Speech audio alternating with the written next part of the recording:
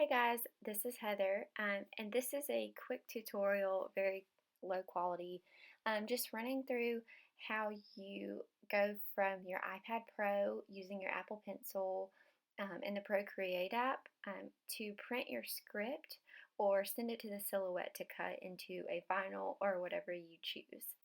Here's an example of a word that I created on my iPad Pro using my Procreate app with my Apple Pencil, Mrs., which is pretty popular these days. And this is what it yielded with gold vinyl. Okay, so here's a screen capture. I'm in my Procreate app on my iPad Pro. So the pen we're going to use is I'm just going to use a pen that I know everybody has, even though I've downloaded some from Etsy. Now, one of the things that I do is I'll have two lines in the middle of my screen. If you drag a line across the screen and hold it, it automatically will straighten out for you. So I do the two lines, I hold it, and it goes straight.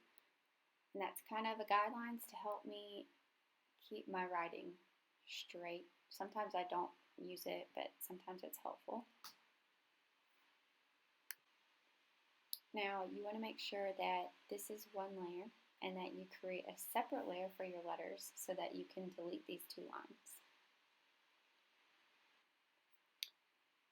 Another way you can make sure you are writing straight is you can go to the grid brush and kind of draw yourself a grid.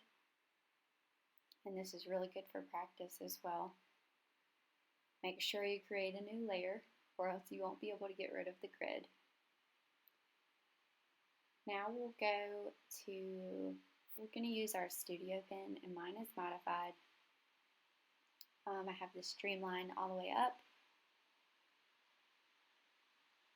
Start is at none. And those are some of the modifications. I didn't really change much. Okay, so here's the studio pen. And I either use black or gray, I always gravitate towards the gray for some reason. I guess it's easier to see. You can use any color, it really doesn't matter. We'll go to about there.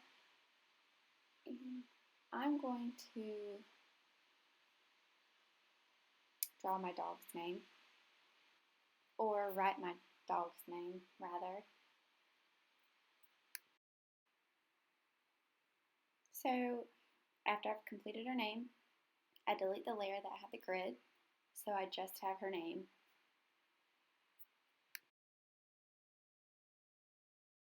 Okay, now I've switched it up on you. I am on my MacBook now. I have saved her name as a JPEG on my desktop. And then I'm going to open up my Silhouette Studio. Okay, once that has opened, then I'm going to go to my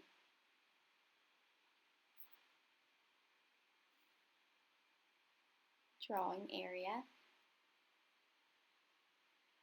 And I've come over here and I have turned on my grid over in this little box right here.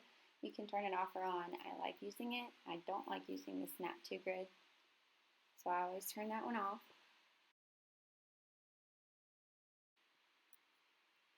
Next thing I'm going to do is I'm going to come over to File and Open, and I'm going to find the JPEG where it says Dallas on my desktop.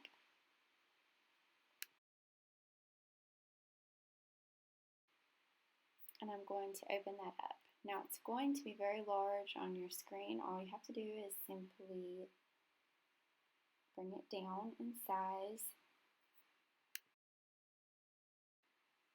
And now the next thing I'm going to do over here, this is your trace window, and it looks kind of like a blue butterfly with a yellow outline or yellow trim. So we're going to open that up, and we're going to select our trace area. And you want to select the whole image or the words, it doesn't really matter. Next thing I'm going to do, I don't want an outline, so I'm going to turn off the high pass filter. Okay, then I normally always increase my threshold and decrease my scale, and then go back and kind of play with it. So I'll put it, you see, you can kind of see the yellow move.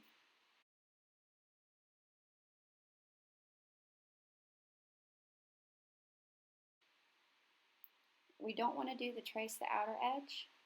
We are going to just do the trace, because if we trace the outer edge, then it will leave the hole in the E and the hole in the A, and we don't want that.